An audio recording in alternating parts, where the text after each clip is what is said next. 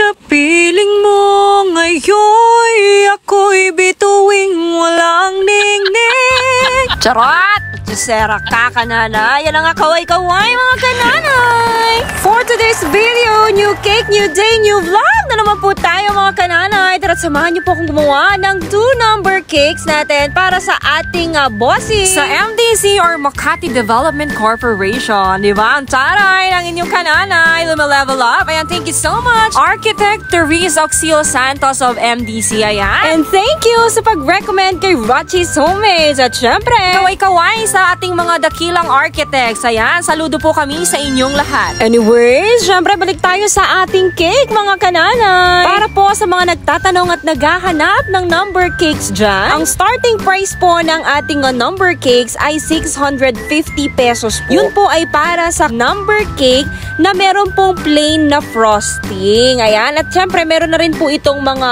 drudge at mga sprinkles. Paalala lang ho, basic frosting lang po iyon. Frosting lang po at mga sprinkles. Kung gusto nyo pong sumusial ng kaunti at may ganyang mga pa-chocolate at mga pa-heart-heart fondant details, syempre, tataas po ang presyo ng ating mga cake, o diba? Pero sure naman ako na magugustuhan nyo ang kalalabasan at ang lasa ng ating cake. Kaya hindi po kayo malulugi, mga kananay, dahil sulit na sulit po. Ito po ang isang patunay. Ito po ang sinabi ng buyer ng cake na ito.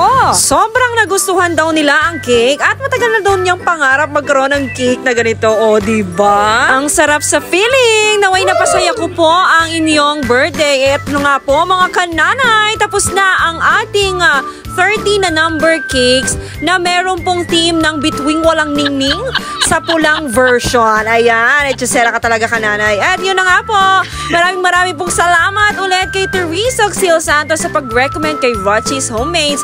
And happy birthday po kay Ma'am Jaya of Makati Development Corporation. Ayan, thank you so much. At para po sa iba pang katanungan, feel free to message siya na Rochi's Homemades Facebook page. Yun lang po, maraming salamat.